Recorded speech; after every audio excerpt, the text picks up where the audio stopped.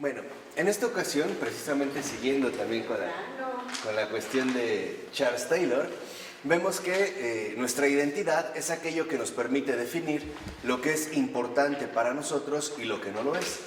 O sea, nuestra identidad se define en este sentido a partir de aquellas valoraciones, y esto es muy importante, ¿no? Aquellas valoraciones potentes que nos orientan adecuadamente en la vida, ¿no? Habíamos ya mencionado en una ocasión cómo en efecto la identidad está profundamente vinculada con la noción de orientación. Hacia dónde es que me dirijo en la vida y a partir de qué establezco criterios potentes para llevar a cabo valoraciones. Entonces, la noción de una identidad definida por algún simple de facto, algún hecho aislado, o sea, una preferencia no potencialmente valorada, es incoherente. Por ejemplo, el hecho de suponer que mi identidad en ese sentido se definiría a partir de algún hecho aislado. Vamos a suponer algo que en particular no está plenamente vinculado con mi postura ya definida, ¿no? Como él dice, alguna preferencia no potencialmente valorada. Vamos a suponer que de repente, a lo mejor quizá en una reunión, me pasé de copas y me emborraché. Bueno, eso no define mi identidad, ¿no? Eso no es precisamente aquello que sí definiría mi identidad. Por ello, dice Taylor, la crisis de identidad expresa una profunda intuición. Tú no eres así. Entonces, lo que vemos es que cuando nosotros entramos o experimentamos de manera dolorosa la crisis de identidad, es porque hay una intuición que se hace manifiesta y es, tú no eres así. O sea, en realidad, esto que tú estás viviendo no es precisamente lo que te define. Y es aquí cuando nosotros tenemos de alguna manera la posibilidad de poder incluso corregirnos, ¿no? O tomar una alternativa distinta a lo que hemos nosotros también llevado a cabo por precipitación, por negligencia o por lo que quieran. Pero dicho de otra manera, efectivamente, cuando nosotros cometemos algo indebido, de inmediato viene esta crisis de identidad que nos recuerda esto fundamental. Tú no eres así, ¿no? O sea, finalmente cuando cometemos algo que no es adecuado con nuestra propia realidad humana, vemos que no es consistente o no es coherente con nuestra realidad más profunda, o sea, con aquello que realmente somos. De ahí podemos darnos cuenta que entonces nosotros no inventamos las preguntas existenciales. ¿Por qué? Porque no somos los que inventamos estos marcos referenciales, o sea, estas cuestiones inarticuladas, en su gran mayoría, en la cual nos vamos desenvolviendo a lo largo de nuestra vida, ¿no? Por ello, lo que vemos es que la noción de marcos referenciales es muy importante, porque es, digamos, las referencias fundamentales en base a las cuales nosotros vamos definiendo precisamente nuestra propia identidad, ¿no? Es la manera en la cual nosotros efectivamente vamos desarrollando nuestra determinada postura.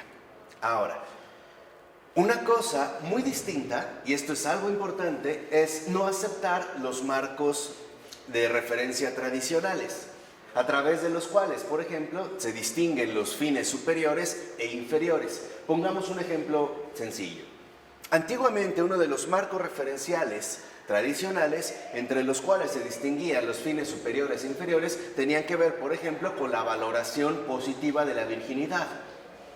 O sea, la virginidad, en ese sentido, era un elemento muy importante, tanto para la realidad de la mujer como para la realidad, por ejemplo, de un cierto compromiso. Ahora no.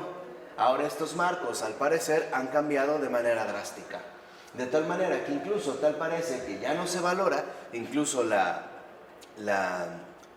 virginidad, pero no porque hayan desaparecido estos marcos de referencia, seguimos intuyendo que ahí hay algo importante, sino simplemente porque ya no se aceptan, digámoslo, de esta misma manera o a la manera como se venían haciendo usualmente.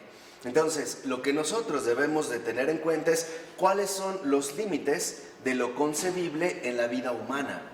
O sea, ¿cuáles son estos límites que si nosotros los llegamos a superar o a rebasar estos límites, en efecto atentarían de manera directa contra la propia dignidad de la vida humana? O sea, en algo que insiste bastante Taylor es que no podemos suponer que todo por el hecho de que aparezca o que de que empiece a formar parte de este tejido referencial en el cual vivimos, de este tejido cultural en el cual estamos viviendo, supone que entonces todo eso tendría que ser aceptable, ¿no? Tenemos que reconocer que hay límites de lo concebible en la vida humana. Si estos límites, vuelvo a repetir, se superan o se destruyen o se atentan contra estos límites, entonces lo que realmente se va a ver perjudicada es la vida humana misma. Si nosotros en este sentido no detectamos de manera precisa cuáles serían estos límites que, por ejemplo, nosotros no podemos superar. Y esto no es nada, tampoco nada raro ni nada realmente exigente. Por ejemplo, para que una relación humana funcione tiene que haber determinados límites. Si estos límites no se dan, sabemos que en efecto lo que se va a perjudicar de manera tajante es la calidad de esta misma vida humana. No piensen, por ejemplo, en un noviazgo. En un noviazgo los límites es que solo haya un novio o una novia, según sea el caso. Si hay más, si estos propios límites no se conservan, lo que veremos es que en efecto empezarán a surgir problemas. Y problemas que en último término atentarán, repito, contra la propia dignidad de la vida humana. Por ello es que nosotros hablamos del ser humano como un yo. Y en esto es algo en lo que nos vamos a detener, la noción del yo. Y veremos realmente cuál es el significado profundo de esto que nosotros mencionamos.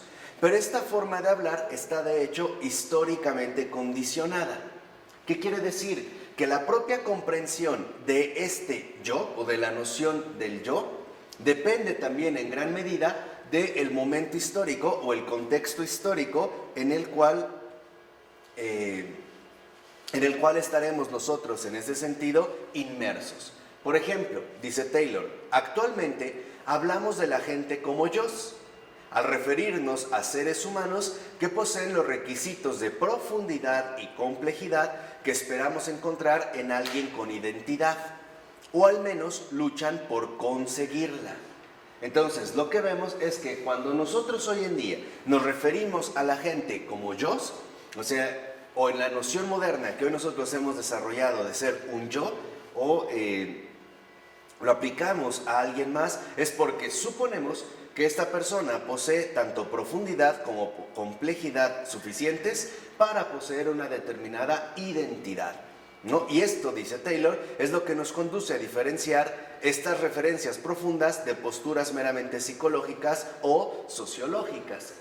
Ejemplo, el hecho de que yo tenga algunos problemas o algunas dificultades de índole psicológico, esto no significa que es eso precisamente lo que define lo que soy yo, o en el momento en el que intento definirme como un yo, ni tampoco mis realidades sociológicas. Vamos a suponer que viviera en una zona realmente de extrema pobreza, o bien, por el contrario, que viviera en una zona de extrema riqueza. Esto tampoco tiene que ver con la definición profunda de mi yo. ¿Cómo se relaciona esto con los conceptos freudianos, el yo, el superyo y eso? Aquí el problema en el caso con Freud es que el yo, bueno, estos conceptos freudianos del yo, el superyo, el ego, el superello, etcétera, solamente están limitadas a el perfil psicológico. Pero hay que tomar en cuenta más bien que en efecto hay situaciones sociológicas que también repercuten en la manera en la que nos vamos definiendo como un yo, pero no es necesariamente aquello que lo va a definir. Dicho de otra manera, el yo no se limita a su perfil psicológico. En realidad, el yo tiene que ver con la profundidad ontológica de la persona. De tal manera que entonces lo que Taylor está recordando es que el ser un yo, en cuanto tal, o la manera en la que definimos al ser humano como un yo, supone que esta persona logra manifestar lo más alto en cuanto a la humanidad misma. O sea, sería una calidad humana de excelencia. Eso significaría ser un yo, y no una partícula aislada, como nosotros lo entendemos a partir, por ejemplo, del individualismo moderno, ¿no? O sea, hoy, por ejemplo, cuando nosotros hablamos en términos de yo, o alguien dice soy yo o yo, parece que se refiriera a una especie de célula aislada y desvinculada de todo lo demás, de todo lo que lo rodea. En cambio, cuando nosotros realmente nos tomamos en serio la palabra yo, vemos que significa superar precisamente mis cualidades defectuosas en tanto ser humano. O sea, el yo es alcanzar una verdadera dignidad humana. Eso es un yo. ¿Cuál es la condicionante histórica que se da? La condicionante histórica es sobre todo el individualismo moderno, ¿no? Estos inventos de autonomía, de desvinculación, que empezaron a suponer que cada persona o cada ser humano en particular, por el simple hecho de ser individuo, es un yo. ¿Y no es así? Y no es así. ¿Por qué? Porque el hecho de suponer que cada persona o cada individuo es un yo, suponía entonces crear la imagen de una especie de fortaleza cerrada que no importaba su calidad humana, pero se le seguía dando el título de ser un yo. No sé si me explico, ¿no? A ver, es como ocurrió, por ejemplo, con lo que dice Taylor, el declive también de lo que podríamos llamar la ética del honor. ¿Qué es la ética del honor? Que todavía prevaleció, por ejemplo, hasta el siglo XVIII, en gran medida, incluso hasta el siglo XIX. Para que a un hombre se le llamara caballero, tenía que cumplir con ciertos requisitos previos y fundamentales. O sea, tenía que ganarse el título. Hoy en día, al venirse el declive de la ética del honor, hoy aplicamos, por ejemplo, la palabra caballero o incluso la palabra señor a cualquier fulano, por así decirlo, sin ponernos a pensar si realmente lo es o no. Simple y sencillamente, por ejemplo, si tú vas a un restaurante, te dicen, señor, ¿qué desea ordenar? Por ejemplo, pero ya te dan el título. Antes no era esto. Antes la diferencia es que para que tú obtuvieras este título, primero te lo tenías que ganar. ¿Y cómo te lo vas a ganar? Precisamente a través de lo que manifiestes en tu vida humana. Lo mismo pasa con la noción de un yo. O sea, se perdió con el individualismo. Claro, se pierde, porque ahora suponemos que ser un yo es ya ser algo aislado, como absolutizado, desvinculado de todo lo demás. Y no es así. Se supone que cuando nosotros, por ejemplo, hablamos de un yo, damos por hecho que el ser un yo significa alcanzar altura humana. Eso me daría, ahora sí, la dignidad de ser llamado como un yo.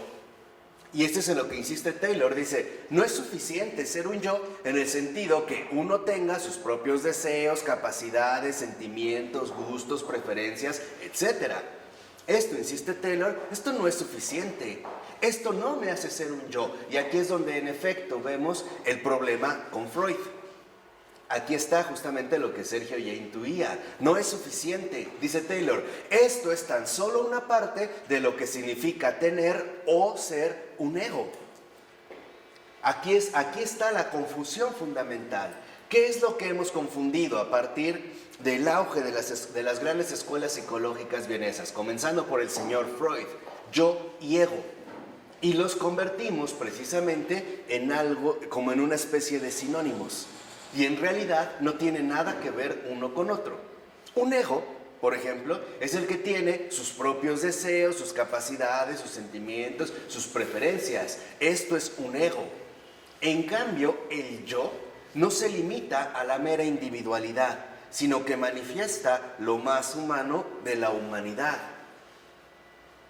Por eso lo que vemos es que en realidad Freud solo habla del ego, pero no habla del yo, aunque él emplea la palabra yo. El ego, en pocas palabras, no es más que el propio o el más profundo egoísmo humano. Eso es el ego. Entonces, yo voy a definir, por ejemplo, mi vida a partir de mis propios gustos, capacidades, preferencias, intereses, etc. Que es en día lo que hoy estamos viviendo. Hoy, por ejemplo, vivimos una cultura del ego, no una cultura del yo. ¿Por qué? Porque justamente por el ego, por ejemplo, ¿no? Que no es esencial orientarse según un espacio compartido, sino que le basta su propio aislamiento, su propia conciencia reflexiva, hoy por ello es que vivimos tantos malestares al nivel social, o sea, al nivel general en el cual estamos insertos todos. Les voy a poner un ejemplo muy sencillo que quizá ustedes han perdido de vista, pero hoy es muy común que si tú vas en el transporte público, veas cómo lo único que aparece no son yos, son egos, o por lo menos en su gran mayoría, de tal manera que se quedan en la puerta Extienden los brazos y no te dejan bajar, aunque vaya vacío. Y tú te paras atrás y te voltean a ver y no se mueven. Les tienes que decir, ¿me permites bajar? Y a lo mejor hasta se molestan. Eso es ser un ego. O sea, podríamos decir, el ego no es más que la perversión del yo. Es justo la desviación, la desorientación de lo que significa ser un yo. El ego es cerrado. ¿Qué quiere decir? Que el ego solo piensa en sí mismo. Por ejemplo, la persona que igual puede tirar basura en la calle, decir, pues a mí no me interesa si esto va a traer consecuencias para los demás. Por ejemplo, inundaciones o que se tapen ciertas coladeras o algo por el estilo. A mí no me interesa.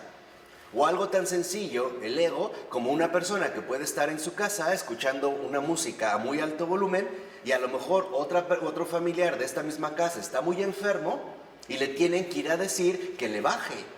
Eso es ser un ego. O sea, ser un ego es ser totalmente ciego. Eso es ego. No pensar en los demás. No pensar en los demás. Eso es ego. Cuando el Señor dice, tienen ojos y no ven, oídos y no oyen, lo que está diciendo es, ustedes no son yo, ustedes son meros ¿qué? Egos. Podríamos decir, el ego no es más que el desvarío, la decadencia del yo. Eso es el ego. Por eso, ¿no? Lo que vemos es que, en efecto, desde el punto de vista de la psicología, el ego se traduce en lo siguiente: tener una imagen de sí mismo, que solo importa para sí mismo. Y hoy vemos qué es lo que se promueve. Por ejemplo, ¿cuántas personas te dicen, mira, si a ti te gusta, por ejemplo, esta prenda de vestir, aunque se vea nefasto, a ti que no te interese, tú póntelo y que te valga gorro, aunque hieras la vista de los demás? La pupila.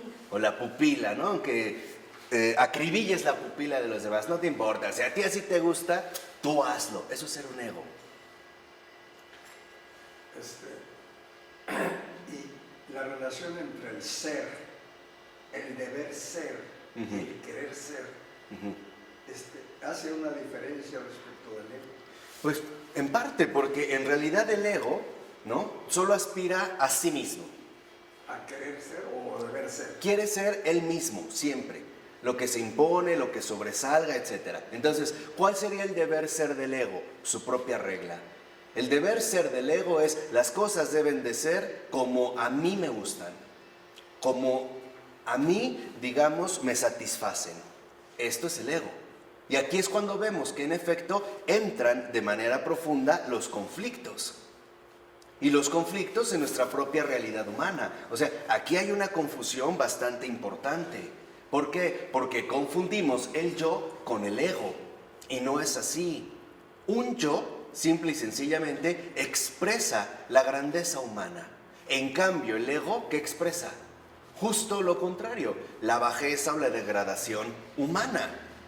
Hoy por eso vemos cómo todas estas terapias, bastante criticables y también en gran medida bastante ridículas, consisten en la excitación del ego. No, tú mírate al espejo y te dices, ¿no? A ti mismo, soy un triunfador, soy hermoso, soy guapísimo, soy irresistible, y entonces tú creas tu propio mundo falso. Y en esto consiste el éxito de estas teorías, que son en realidad un verdadero fraude, en volver a encerrar a la persona en el ego, o dicho de otra manera, en que la persona humana no supere el ego. En pocas palabras podríamos decir entonces, para ser un yo hay que vencer el ego, entonces somos un yo. Piénselo en el caso del tránsito. El ego es aquel que ve que ante situaciones de tránsito conflictivas, como hoy en día las padecemos de manera bastante frecuente, ya está la luz preventiva amarilla, está viendo que hay tráfico, no, se pasa. Y no, ni avanzó ni dejó avanzar. Se queda para atrás. O sea, el ego es la estupidez, ese es el ego. Es ceguera, es estupidez. En cambio, el yo diría, no necesito tener la luz preventiva para detenerme. Basta darme cuenta que si yo paso, estoy afectando y que los demás pueden aprovechar, ¿para qué? Para pasar. Ahora, si el otro me toca, aviéntate, ese es un ego. ¿Sí me explicó? Si fuera un yo, simple y sencillamente comprendería muy bien cómo están, ¿qué? ¿Cómo están las situaciones en ese momento? Pues hay muy pocos yo. Exacto. Ese es el problema actual. El que reniega, por ejemplo. Es un ego. ¿Por qué? Porque está encerrado en sí mismo. El ego se siente incómodo en el mundo y con todos los demás. O sea, para el ego, lo voy a decir claramente, para el ego todos están mal, menos él. Ese es el ego. Para el ego todos están mal. Y puede emplearlo, esta gente que es bien, y no saben conducir y esto, y nadie sabe, solo él. Ese es puro ego. Eso es lo antihumano, ¿eh? De hecho, esta es la secuela fundamental, la debilidad más profunda que dejó el pecado en el alma humana. Precisamente, desvincularnos de los demás y quedar atrapados como meros egos. Entonces, lo que quiero que ya les quede muy claro es que el ego no es sinónimo de yo. El yo se gana. Para ser un yo hay que vencer el ego. Y esta, de hecho, en gran medida, es la gran lucha de la existencia humana. Lo que quiero que entiendan es que a lo largo de nuestra vida, a lo largo de toda nuestra existencia, estas dos fuerzas opuestas se van a estar enfrentando de manera continua. La nobleza o grandeza y la bajeza. El ego, por ejemplo, estamos llamados a irlo venciendo poco a poco, precisamente para que entonces pueda emerger el auténtico yo. Y algo también debemos de aceptar y no podemos vivir en la ingenuidad. Ser un yo en estos momentos es sumamente difícil. Ser un yo en un mundo de egos es algo prácticamente inaceptable. Entonces podríamos decir, desde incluso el catolicismo, desde la luz de la verdad, ¿a qué se nos invita? A vencer el ego continuamente. O sea, a que realmente alcances esta semejanza que el Señor te ha dado. Porque el Señor lo dijo, ¿no? Yo soy. Utiliza el yo. No dice a mí me gusta o yo prefiero, dice yo. Entonces, nosotros también estamos llamados a ser como Él. Es decir, no egos, sino auténticos yos. ¿De acuerdo? De tal forma que entonces, aquí es en lo que insiste Taylor, el ego no concuerda plenamente con la personalidad humana. Incluso podría fomentar su plena distorsión. Pensemos en un adicto que le gusta la droga porque en efecto, porque las drogas están hechas no para que le guste, para que le encanten. Si no, no lo atrapa, no lo engancha, no lo hunde. Ok, pero esto es parte de su autosatisfacción. O sea, en ese sentido es parte del ego. Si él se deja llevar únicamente por el ego, entonces la pregunta es, ¿no también su personalidad se verá plenamente distorsionada? ¿O no? Pues sí. Si una persona solo se deja llevar por su ego, o sea, por su egoísmo, por su individualismo, por su propia ceguera, termina siendo además una persona realmente insoportable. Y esto es un hecho, no crean que es algo también plenamente inventado. ¿Por qué? Porque nosotros no somos así. Entonces, cuando Taylor nos mencionó hace un momento que la crisis de identidad expresa una intuición profunda, el tú no eres así, lo que significa entonces es lo siguiente. La crisis de identidad lo que nos dice es algo muy concreto. Tú no eres ego, tú estás llamado a ser un yo. O, por ponerlo ya en términos mucho más claros y mucho más tajantes, mucho más exigentes, la vocación del ser humano es llegar a ser un yo. Esa es la vocación de todo ser humano, llegar a ser un auténtico yo. Y la vocación. La vocación de todo ser humano es llegar a ser un auténtico yo. Pero para superar el yo, necesita emprender una lucha a vida o muerte con el ego. O sea, necesita vencerse a sí mismo. Y este, de hecho, es el camino fundamental para ser discípulo de Jesús y por lo tanto servidor de la verdad. ¿Cuántas veces el Señor nos dijo, el que quiera venir a mí, renuncia a sí mismo? A sí mismo. El ego es el sí mismo. No dijo renuncia a su yo, dijo renuncie a sí mismo. Renuncie a su ego, porque eso es precisamente lo que lo distorsiona. Podríamos decir, ¿qué es el ego? Ceguera total. Para el ego no existen los demás, no hay algo más, no hay alguien más. El ego dice solo sí mismo, solo el sí mismo. Por tanto, el ego está determinado, condicionado por todos los factores externos. Claro, lo estimulan. O por una cultura que promueve esa figura del ego. Exactamente, por eso les decía, hoy nosotros vivimos una cultura egocéntrica. Lo que buscamos es tratar de satisfacernos a nosotros mismos, ¿no? Por ejemplo, estaba viendo que ahorita en China al año están apareciendo 1 millón de nuevos ricos. Al año, 1 millón. Y no saben en qué gastar su dinero. O sea, no saben entonces cómo poder manifestar su riqueza y hacerlo a través de las exigencias del ego. Entonces, como el Estado se supone que los limita para no tener ciertas ostentaciones, se sienten a la vez frustrados porque no pueden manifestar lo que ellos quisieran. Lo que ellos quisieran justo como ego.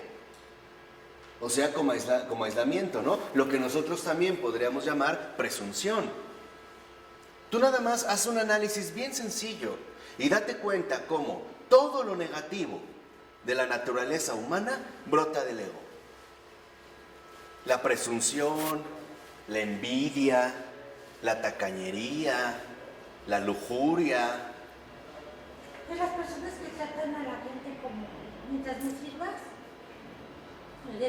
me llevo bien contigo. Eso es ego. Cuando tú no me sirves, no Te conozco. desecho. Eso es ego. ¿Por qué es ego? Porque solo está pensando en sus propios intereses. O sea, en su propio egoísmo.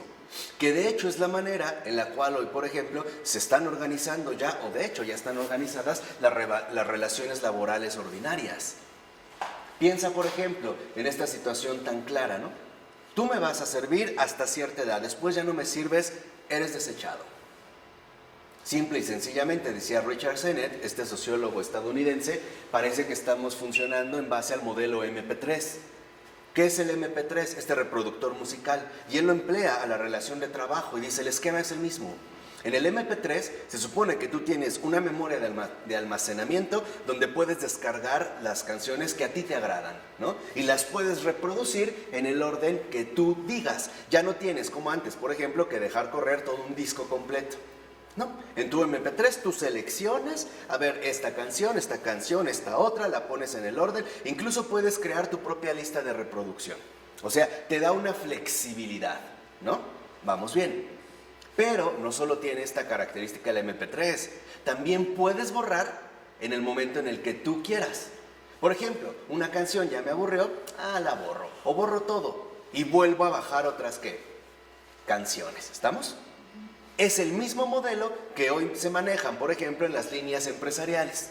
Las canciones son los empleados, voy a contratar este y este. Pero ya no tienes base, ya no tienes prestaciones, ya no tienes jubilación, ya no tienes nada. Estás únicamente sometido a los caprichos de reproducción que yo imponga. Entonces te voy a reproducir. Si por algo simple y sencillamente ya no me agrada o me aburrió esto, te borro. O sea, ¿te qué? Te corro, bajo, descargo una nueva rola, contrato un nuevo personal y así. Y entonces, ¿esto qué es lo que genera en las personas? Una profunda inestabilidad, incluso psicológica. Es la teoría del desecho que dice el Papa, Claro. el descarte. Exacto, exacto. Que ¿Me habla sirves, sobre no me los sirves? ancianos, sobre los niños que a veces tienen alguna discapacidad. Claro. Es la teoría del descarte. Claro. ¿Y por qué se vive esta teoría del descarte? Porque vivimos una cultura del ego, no una cultura del yo. Cuando realmente se da una cultura del yo, entonces lo que aparece es una auténtica cultura humana. El yo es, digamos, la superación del ego. Y por lo tanto, el yo nos lleva a lo mejor del ser humano. Ser un yo implica, por ejemplo, el renunciar a veces a ciertas exigencias de mi ego en favor de los demás. Para el yo, realmente el prójimo es primero. Ese es ser un yo. Eso es justo lo que hoy no se fomenta. ¿no? Si el Papa Francisco está hablando de la cultura del desecho, del descarte, está hablando precisamente de estas fuerzas fundamentales que están basadas ante todo en el ego. Tú velo, por ejemplo, en lo que están, en qué se basan los actuales sicarios. Tú pregúntales a los muchachitos, ¿por qué haces lo que haces? Se los han preguntado y dicen, muy sencillo, porque a mí me van a pagar 15,000 pesos. Pues que me los den, se muera quien se tenga que morir. Mientras yo obtenga ese dinero y con eso yo pueda comprar mi droga o alcohol, o comprarme la bicicleta que quiero, o traer el coche que quiero, o simplemente ser temido, ¿no?, entre la gente que me rodea, no me interesa. De hecho, el lema del ego es muy claro. No me interesa otra cosa que no sea el sí mismo, para mí. Eso es ego. Por eso, entiendan también el motivo fundamental, por ejemplo, de estas clases de Taylor. Taylor es católico, ya se los dije. Y lo que Taylor nos está mostrando es que vivimos en una cultura profundamente anticristiana. ¿Por qué? Porque las fuerzas culturales que se han puesto en marcha con gran fiereza o con gran fuerza desde el siglo XVII no son compatibles con el cristianismo, ¿o sí? No. Mientras el cristianismo propone la anulación total del ego, nuestra cultura propone lo contrario, la afirmación absoluta del ego. Y por ello es que hoy en día para muchos de nosotros nos es tan complicado alcanzar a experimentar la auténtica experiencia cristiana de vida. No solo crean que es porque estamos desinformados o poco leídos, no, es porque también hay fuerzas invisibles que operan en nuestra realidad concreta y que no nos permiten acceder tan fácilmente a la verdad y por lo tanto a la libertad. ¿O no nos dijo el Señor, y la verdad os hará libres? ¿O no? Sí, lo que estamos buscando es limpiar el terreno. Ya se los dije una vez, esto es como una limpieza. Mostrar, a ver, esto es lo que se está dando, pero la última palabra la tienen cada uno de ustedes. Eso no se les puede imponer, pero algo es seguro, ya no tienen pretexto, porque ya lo saben. El ego es muerte. De fondo el ego es muerte, porque está dispuesto a aniquilar todo aquello que le sea un obstáculo para satisfacerse a sí mismo, ¿o no? ¿Cuántos asesinatos no ha habido por ego? Por obtener una herencia, por ejemplo. Porque esa mujer casada me pertenezca a mí. ¿Cuántos robos? Muertes, asesinatos, violencia. El ego es muerte. Por eso el ego es el gran aliado para el pecado. ¿Quieres saber cuál es la puerta grande de la que nos habló el Señor precisamente, en la que muchos andan? Es el ego. Porque el ego pacta con todos estos caminos que llevan a la muerte. ¿No es por ego? Ejemplo muy sencillo de ego. Alguien que simple y sencillamente sabe perfectamente bien que cometió un error y dice, pues a mí no me interesa. Si él quiere venir, que venga. Yo, no. Y lo decimos, yo no, o sea, lo mejor de mí no se va a manifestar. Que se siga manifestando lo que, lo malo, lo peor de mí, mi puro ¿qué? Ego. Ahora, la caridad. No, la caridad es la absoluta destructora del ego. Seamos sinceros. Ahora pensemos, ¿hoy en día en efecto vivimos la caridad? No. No, porque la caridad involucra dar hasta que duela. Esta es caridad. Nos lo recordó Teresa de Calcuta, nos los ha recordado el Papa Francisco. No dijo en una de sus homilías pasadas, no hace mucho tiempo, el mundo cambiará cuando le empecemos a dar a las personas de las que sabemos no recibiremos nada a cambio. ¿No lo dijo? Ustedes vean, por ejemplo, en efecto, el Papa, ¿no? Que es también una gran luz, es el pastor de nuestra iglesia. ¿Es el que da más? Gracias a Dios. ¿Qué? La caridad. No. La caridad es el que da hasta que duela. Por eso. Esa es caridad, el que da de más. De más de lo que es bueno. Sí. Sí, O sea, dar lo bueno y aparte, si no lo doy más. Más. ¿Cómo llego a saber cuánto es hasta más? Porque ya te duele, te pesa. Empieza el ego a decirte, no, ya es mucho, mira, tal. El ego se empieza como a defender. A frenar. Claro. Te empieza a jalonear. ¿Por qué? Porque el ego sabe perfectamente bien que cuando tú le declaras la guerra, llévalas de perder, pero se va a defender. O sea, no creas que tan facilito te va a decir, pues sí. ¿Por qué? Porque el ego te ha dominado toda tu vida. ¿Crees que te va a dejar ir tan fácil? Si has sido su presa tantos años. No. Y los que tachan a la iglesia de, bueno, de lo peor y de todo eso también son egos. Claro, porque sí los hay, y es verdad. Y es que este es nuestro problema católico fundamental. Miren, lo que les he intentado decir a lo largo de tantos años es que, en realidad, no somos católicos como deberíamos serlo. Es decir, como el Señor lo espera. Y no lo somos porque no solo hay situaciones personales que no hemos arreglado, también porque hay todo un contexto en particular que ahorita está vigente que no nos lo impide, que nos lo impide y que no nos permite, al menos no tan fácilmente, acceder precisamente a esta realidad cristiana. Por eso es muy importante que nosotros tengamos muy claro algo. Estamos llamados a ser yos, cada uno de nosotros. Pero para alcanzarlo tendremos que doblegar, someter, aniquilar día con día hasta el último día de nuestra vida al ego. Por ejemplo, Santa Catalina de Siena. Cualquier santo no crean que ha estado libre de este combate. Ese es el combate central del cristiano. No es contra el maligno, ya quítense esa idea. El combate no es contra el maligno ya está vencido. El combate real es contra nuestro ego y por lo tanto contra la fuente misma de nuestras debilidades. Porque cuando esto está cubierto, el maligno es impotente para hacernos cualquier cosa. ¿Sí y no? ¿Por qué? Sí, porque sí tenemos ahí una mancha. Hay un desorden profundo, ¿no? Hay una herida, pero no es una inclinación, es una debilidad. Nosotros no estamos inclinados por naturaleza al mal, pero sí tenemos o somos lo suficientemente débiles o hemos quedado tan debilitados que sí somos capaces de consentir el mal. Y esta es una precisión muy importante. No tenemos una inclinación al mal, pero quedamos tan heridos que sí podemos consentir el mal. Y esa es una diferencia. Ahora, ¿cómo se va consintiendo el mal? Miren, el mal es un aprendizaje. El mal nos lo enseñaron. Fue algo que también nos enseñaron todos aquellos que nos rodearon. Tú ve a un niño. Cuando dicen que un niño es inocente, lo dicen realmente. Y es verdad. En un niño no encontramos malicias, por ejemplo. No lo hay.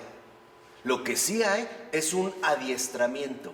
O mejor aún, como lo podríamos llamar, lo que sí hay y es real es una complicidad con el poder de las tinieblas.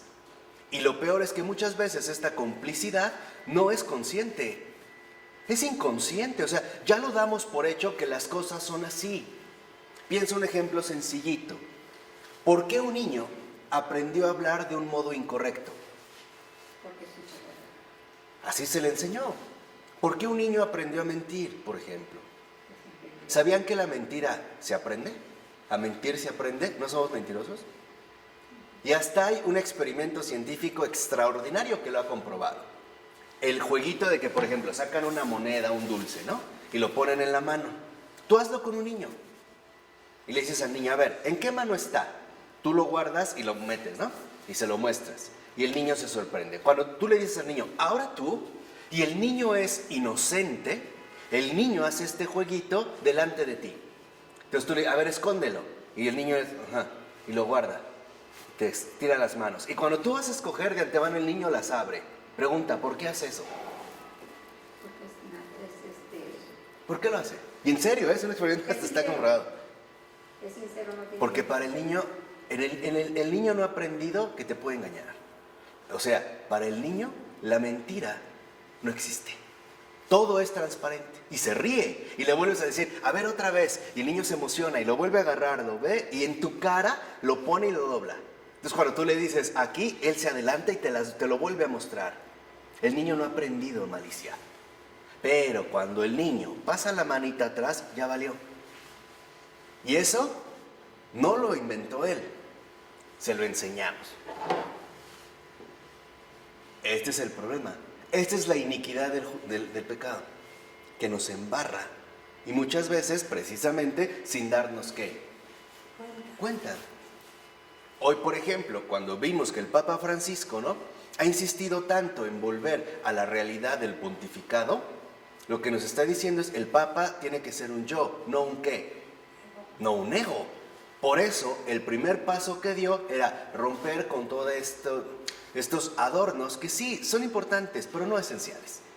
¿Estamos de acuerdo? Entonces ya no salió presentado así. Cuando fue, por ejemplo, a este congreso en Asís, que hicieron la mega comida, ¿no?, a la manera en la que ellos lo realizaban, de muy buena intención, él llegó, se les quedó bien y les dijo: ustedes no entienden, ¿verdad? Y se fue, y no comió ahí. Se fue a comer con una familia pobre de Asís. ¿Por qué hace eso?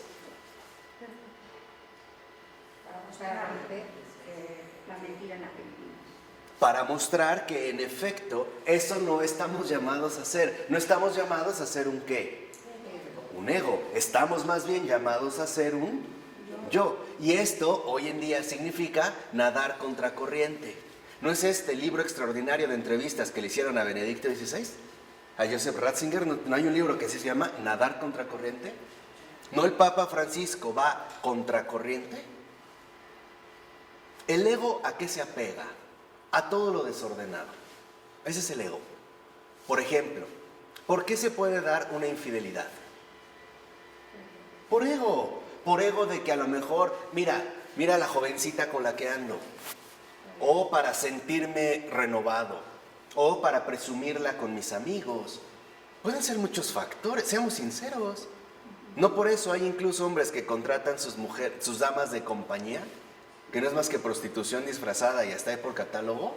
Mira lo que tengo, ¿no? Tengo mi ego. Entonces mi ego se inflama, ¿no? Se inflama. El yo lo que hace es desinflamarlo. Porque el yo nos dice, en realidad, cuando yo estoy incurriendo en algo así, decimos: no, a ver, espérate, yo no soy así. Es como cuando alguien se va volviendo presumido. Y uno reacciona y dice: no, espérate, bájale, ¿no? Yo no soy así. ¿Sí me explicó? Entonces, ¿quién nos corrige? ¿El ego o el yo? El yo. El yo es la presencia de Dios en mi vida. Y esto es lo extraordinario, Sergio. Por eso te decía, sí y no. Porque no vamos sin arma. Ya la tenemos. Lo que tenemos que hacer es volver a utilizarla. No tenemos que encontrar nada. Tenemos que volver a tomar el arma. Y el arma, y es un arma viva, es la presencia de Dios en mi vida. Porque el pecado nos habrá hecho pero polvo, pero no nos quitó el ser yo. Que hoy en día le damos mucho más peso al ego, pero eso es por un condicionamiento histórico, que en general es hacia donde va finalmente la tendencia general. Pero la pregunta es, ¿no se podría promover, por ejemplo, una cultura del yo? Porque el ego no es compatible con el yo. Ese es el drama profundo de la libertad humana. Si lo ven, el verdadero drama profundo de la libertad humana no se dirige precisamente a lo que hacemos, sino que en realidad se dirige a lo que somos, o precisamente a lo que intentamos ser, al menos a lo que aspiro llegar a ser. ¿Un auténtico qué? No, un yo. Justo les decía, el yo es la vocación para todo ser humano. Es un lugar común. Ahí donde tú encuentras un yo, ahí hay una buena persona, no un ego. Les voy a poner un ejemplo. En una ocasión estaba Madre Teresa, rentó un localito, es al principio de su misión ya ahí en Calcuta, y era un templo de una diosa hindú. No me acuerdo ahorita el nombre, pero es como muy salvaje, ¿no? Incluso la expresión. No recuerdo ahorita el nombre, pero... Y los que iban le pedían al dueño del local que la sacara, que la corriera, que la echara, porque ella no participaba en su ritual. Y lo presionaban, ¿no? Lo presionaban al líder, digamos, de este grupo religioso. Entonces él en una ocasión entra decidido, abre y ve que está Teresa de Calcuta con 2, 3 misioneras cuidando enfermos, moribundos, leprosos. Y bueno, iban, limpiaban trapos, daban algo de comer, ¿no? Entonces se regresa, cierra y sale con la gente y le dicen, ¿qué? ¿Cuándo se van? Y el propio líder religioso les dijo, miren, por lo que acabo de ver, me doy cuenta que cuando ustedes hagan lo que ella hace, yo la corro. Poniéndolo en términos más profundos, lo que les dijo este líder religioso con toda honestidad, y eso hay que admirar, es cuando ustedes dejen de ser esto, egos, y sean como ella, un auténtico yo la corro. Nunca la corrió. No llegó. ¿Por qué? Porque ahí reconocemos entonces aquello que en efecto nosotros andamos buscando. Por eso es que ser un yo no es lo mismo que ser un objeto neutral, que se puede abordar sin ningún tipo de referencia a su entorno. No, el yo también está configurado precisamente dentro de un determinado entorno. Por eso entiendes por qué, por ejemplo, las reglas de vida monástica son tan drásticas. ¿Hacia dónde se dirigen? ¿No a la exaltación del yo y a la anulación del ego? ¿Por qué las prostraciones? ¿Por qué siempre el servicio hacia el otro? El atender, el dárselo. Y duele, porque pisotear al ego duele. Duele porque estamos muy apegados a ello. Por eso hay órdenes religiosas donde en efecto el ego se va a ver sumamente quebrado. Y esto va a costar mucho, incluso años de sufrimiento y años de lágrimas. Los salmos. ¿Ah? Los salmos. Sí, o sea, a través del canto de los salmos, de todo esto que conlleva el entorno, lo que se busca es que dejemos de ser egos para que nos tomemos en serio nuestra vocación de llegar a ser ¿qué? Dios. Y esto involucra un determinado entorno. En pocas palabras, se necesita algo que hoy en día no nos gusta: disciplina. Los valores vienen del yo. Lo que viene del ego son preferencias. Les pongo un ejemplo. Un cuate llevaba a su hijo chiquito, como de 5 años, y traía unos tenis Nike de piel. No Nike, no sé qué, piel. Y entonces iba con él y de repente voltea y ve otros niños que traen tenis de tela. Y les dice, papá, ¿ya viste sus tenis? Y voltea y le dice, sí, ¿qué tienen? Y dice, mira, esos son de tela, los míos son de piel. ¿Verdad que los míos son mejores, papá? Pero eso lo escuchó el niño. Claro. Pero ahí ya se le está llevando a asumir una postura. ¿La postura del qué? Del ego. Del ego. Ahora yo les decía, si hoy como se ve, por ejemplo, a un niño de 6, 7 años ya trae un iPhone, ¿qué le vas a dar a los 10? O a los 15. Y no solo eso, porque el hecho de darle algo involucra que a partir de eso él va a establecer una serie de valoraciones al respecto, ¿o no? Sí, por eso es que no podemos saltarnos el entorno. Por eso, por ejemplo, incluso en las escuelas públicas, que en gran medida no son más que se han fusilado los principios fundamentales de la vida cristiana, especialmente de la vida monástica, buscaron utilizar el uniforme. Porque a través del empleo del uniforme se supone que nadie podría destacar del otro. Y esto ayudaría a mantener o conservar en este sentido la concentración del alumno. Hoy en día esto no se hace. Hoy se busca que si, por ejemplo, al menos vamos a traer el mismo pantalón, ¿con qué lo vamos a diferenciar? Con la marca. Con la marca. O las niñas de secundaria, ¿no? Que llevan su falda, muy bien, entran, se van al baño y se enrollan la falda para que se les suba, ¿no? Aunque aquí traen como un churro ahí enrollado, raro, ¿no? ¿Por qué? Porque lo que quiero que vean es que el ego, en este sentido, no es más que el afán de individualidad. Eso es el ego. El yo es el afán de comunidad. ¿Sí me explico? Esto es importantísimo, porque de verdad hoy en día no se tiene claro a veces de dónde vienen, por ejemplo, ¿no? Estas como tensiones que vamos asumiendo poco a poco. Por eso es importante que nosotros estemos alerta, nos lo dijo ayer el Señor, permanezcan alerta, no se duerman, permanezcan alerta. Esta alarma implica, primera, tener claro de dónde carajo vienen los jalones en mi alma. ¿Qué me jala? A veces es el ego, a veces es el yo, y hay que tener finura, ¿no? Decía Pascal, espíritu de finura, ¿no? Ser finos para las realidades interiores. ¿Qué me está jalando? ¿El ego o es realmente el yo? ¿Hacia dónde debo dirigirme? Eso es permanecer alerta. 2, ¿a qué le hago más caso? ¿Hacia dónde, vamos a decirlo así, estoy inclinando mi balanza? ¿Hacia dónde es que se está orientando toda mi existencia? A veces al ego, a veces más al yo. Bueno, pero seguimos adelante. O sea, ¿cuál es mi propósito? ¿Cuál es mi propósito fundamental en la vida? ¿Cuál es mi meta? ¿Cuál es la meta de todos los esfuerzos humanos que realizo? Y 3, no dejarse engañar por uno mismo. O sea, no dejar que el sí mismo, o aceidad, como le llama Pavel Florensky, no dejar que el ego triunfe. Porque ahí donde el ego toma delantera, ahí vendrán todas las injusticias, la violencia, la muerte, etc. Simple y sencillamente, ¿no se basa en el ego una mujer que busca justificar el aborto? Sí, no, pero es obvio. Se basa en el ego. Otra opción podría ser, bueno, ok, lo voy a tener, pero no lo quiero conmigo. Pero esto no me lleva a tener que matarlo. Reconozco, por ejemplo, que no es en realidad algo mío, no lo hice. No es un excremento que yo fui formando a partir de residuos sólidos ingeridos. Es algo distinto a mí. Ok, lo tengo y lo doy. Está bien, perfecto. No se te obliga a quedarlo. Pero lo que sí es importante es tener claro de qué se trata. O dicho de otra manera, hay que tener muy muy claro qué es lo que realmente aquí está en juego. Entonces, la lucha que todos tendremos que librar a lo largo de nuestra vida es la lucha entre el yo y el ego. Pero algo es cierto, mientras más vaya dominando el yo, el ego va disminuyendo. Aquí se puede establecer una especie como de cálculo, ¿no? Muy sencillo. A mayor yo, menor ¿qué? Ego. Pero al revés, a mayor ego, menor yo.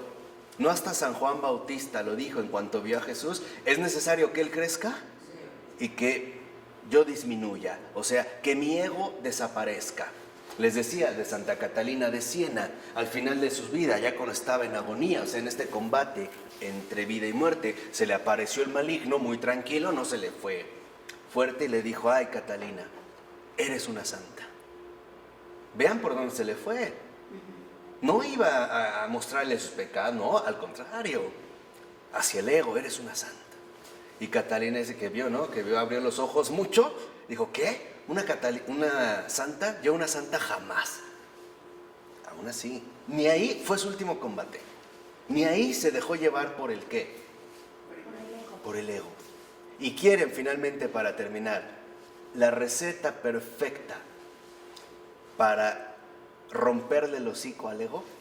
Es que sí, hay que expresar ya fórmulas contundentes, ¿no? La receta perfecta nos las ha dado San Benito. De verdad, ¿eh? Y es muy sencilla. Todo lo bueno viene de Dios. Todo lo malo viene de mí. Perfecto. Mira, con eso el ego, no hombre, le tiras los dientes. De verdad, ¿eh? Lo dejas chimuelo. No tiene manera. ¿Cómo reponerse ante esta verdad absoluta? Todo lo malo viene de qué. De mí. Todo lo malo de mí. Todo lo bueno de Dios. Entonces, por ejemplo, ¿no? Vamos a suponer que de repente hiciste una buena obra. Y pues sí, te la empiezas como a creer. Pues es normal, ¿no? Oye, como que sí, ¿no? Estuvo bien lo que hice. Acuérdate, no lo hice yo, lo hizo Dios. Lo malo, esto sí es mío. Y el ego agoniza, ¿eh? No tiene cómo defenderse ante ello. Entonces, acuérdate muy bien, ¿no? Y hay otro consejo que yo les doy. Acuérdate que solo damos de lo que hemos recibido. Solo damos de lo que hemos recibido. Esto también desarma al ego, ¿eh? Este le corta las manos. San Benito le rompe el hocico, ¿eh? Lo tumba, es como un knockout directito. Con San Benito uno no se anda con juegos, ¿eh? Por eso les decía, lean la regla de San Benito, léanla, aunque sea poquita, léanla. Hay, me parece que hoy en día, 3 grandes luces que nos ayudan de manera extraordinaria a vivir adecuadamente estos tiempos. San Benito, San Bernardo y el Santo Padre Pavel Florensky, entre otros. San Benito, San Bernardo y el Santo Padre Pavel Florensky. Los 3 No tienen ni idea. Y otros más, pero ahorita con estos, ahí, Pablo Florensky fue padre. Pavel Florensky. Santo Padre. Sí, bueno, o Pavel Florensky. No, Santo Padre. Sí, o... Porque después del libro que están viendo. No, él fue un sacerdote ortodoxo ruso, pero es extraordinario, es un santazo, ¿eh? Para estos tiempos. Entonces, aquí cuando nosotros captamos, en efecto, este tipo de situaciones, ahora entendemos bien qué es lo que tengo que hacer. Porque hay como un descuido.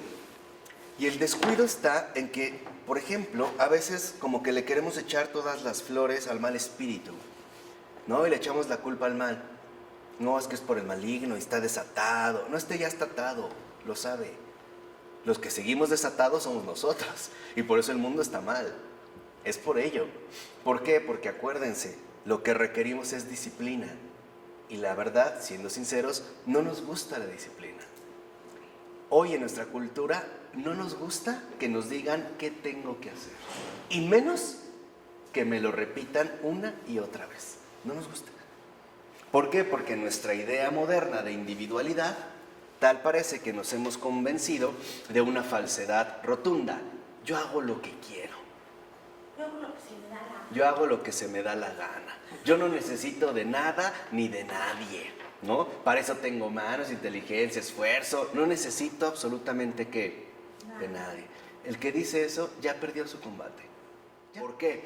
Porque nosotros debemos de pensar siempre, en efecto, por ejemplo, en la caridad. Claro, pero también teniendo presente la corrección. No solo es el puro papacho. Hay que hacer un cóctel perfecto, ¿no? Como bien lo supo San Anselmo, o como tanto lo proponía San Francisco de Sales, entre dulzura y severidad. Pero hay que saber en qué momentos. Y para eso hay que tener discernimiento. Si no, ¿cómo lo empleas o cómo lo llevas a cabo? Y este es el problema que les decía. No nos gusta la disciplina, no nos gusta el orden. No nos gusta. Y no nos gusta porque al ego no le gusta. El ego es el puro capricho. El ego es caprichoso, no le gusta nada. El ego la hace de emoción por todo. De todo reclama, por todo y por nada. Que porque algo está muy grande, está muy grande. Si algo está muy pequeño, está muy pequeño. Muy dulce, muy dulce. Muy salado, muy salado. En toda la historia de Israel vemos la lucha, ¿no? De Dios con el ego de Israel, ¿no? Claro, sí. Ahí se ve, por eso le decía, cuando el Señor decía, ¿no? Yo soy, yo soy el que soy, te envía. Ahí es donde vienen los conflictos, ¿no? Y se lamentan. Pero en Egipto, por ejemplo, están en el desierto, ahí teníamos carne y cebollas, ¿no? Ahí está el ego, ¿no? Ahí tenía lo que me apetecía. Aquí no está lo que me apetece, ¿no? Entonces, no, lo único que requerimos es esa disciplina. Pero no es una disciplina que involucre como mutilarse. No, es una disciplina basada ante todo en lo mejor, en el bien mayor, en la bondad absoluta, en Dios mismo. Esta es la disciplina. No se trata de un castigo, ¿eh? No, es irse venciendo poco a poco. Por eso es que Santa Catalina de Siena también nos da, en este sentido, una herramienta extraordinaria. Y era su oración constante, ¿eh? Y es muy efectiva. Santa Catalina decía, Señor, que quiera lo que no quiero, y que no quiera lo que quiero. Según tu voluntad, amén. Diariamente. ¿Ya? Al menos ahí el ego también ya se da cuenta de que estamos dispuestos a renunciar a nosotros por algo mayor. Empezando por Dios y a continuación por cualquier persona que esté cerca de nosotros, o sea, por el prójimo. ¿De acuerdo? Así que la tarea es vencer el ego. Además, no, la tarea es vencer el ego y de verdad, como nos dijo el Salmo, haz la prueba y verás qué bueno es el Señor. Verás que lo que realmente te ha hecho sufrir en tu vida es tu ego. Y en algún momento cuando lo venzas, hasta llegarás a decir, si lo hubiera hecho antes, hace tanto tiempo. ¿Se acuerdan cuando San Agustín decía, oh belleza incorporable, ¿no? Tarde te encontré. Aún ahí, ¿saben qué se sigue quejando en Agustín? El ego. Por eso se vuelve como medio agridulce, ¿no? Se exalta la belleza, pero tarde te encontré. O sea, el ego todavía. Olvídense de eso ya. Nada de ego. Nada de egos. La guerra es contra el ego. Ya, no es contra el demonio, porque ese ya Jesús lo venció. No, la guerra es contra el ego. Y ahí no tenemos pretexto, está a nuestro alcance. O sea, es contra nosotros. Claro, es contra nosotros mismos. Por ello, hasta llegar a la cumbre de la santidad. ¿Saben cuál es la cumbre de la santidad? No es irse a un restaurante y multiplicar las colas de langosta para que me salga más barato. O el pan, no. Es experimentar y vivir de manera contundente lo siguiente: no yo, sino Él. Esa es la gran lección de Florencia. Sí, la cumbre de la santidad es llegar a vivir de manera rotunda, profunda, total, no yo, sino Él. Él primero. Primero Él, después tú, al último, yo. Y esa es la gran lección de Pavel Florensky, que también podrían verlo a través de los videos, también que están subidos en este canal, o a través de la lectura directa de este gran autor. ¿De acuerdo? Vamos a dejarle este. ¿Profunda es qué? Una íntegra, ¿no? O sea, completa, comprometida. ¿El yo? La experiencia, de, no yo, sino Él. En nombre del Padre, del Hijo y del Espíritu Santo.